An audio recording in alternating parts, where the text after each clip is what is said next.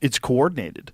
And I think that they're doing it in America for a lot of bizarre reasons that you could attribute to trying to stack states and trying to overwhelm Democratic voter registration in swing states and allow people to vote and give them a pathway to citizenship and allow them to vote and, get them on the dole, get them on whether it's Social Security. We've talked about this before, where people were encouraged to say that they had bad backs or headaches so that they could be permanently disabled on Social Security, and just then you have a customer, you have a client, and then that client is you're gonna call upon them to vote for you. And if you only need 10,000 votes here or 20,000 votes there, and they're objectively shipping in 10 times that much to some of these swing states, you got to wonder, like, this is kind of taking advantage of the charitable aspect of Americans, how we view people wanting to come here for opportunity, which most of them are just doing that. Most of them are people that unfortunately were born in a place with no possibilities and a lot of crime and a lot of danger, and they have a family and they want to do better, and they came here, and I love it. I love that they do that. I love that they make it. I love that this is a place for that.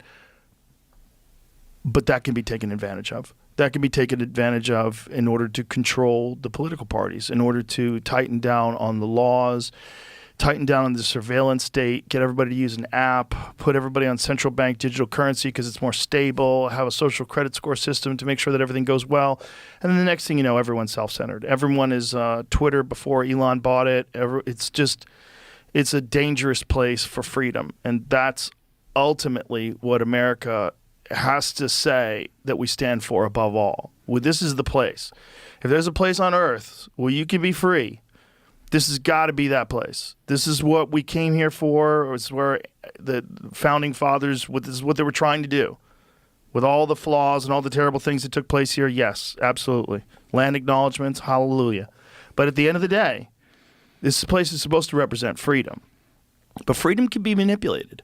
And you can use your empathy, and they can use it against you. And unfortunately, you have to be aware that there's nefarious forces that are involved in all areas of society where enormous amounts of money can be transferred.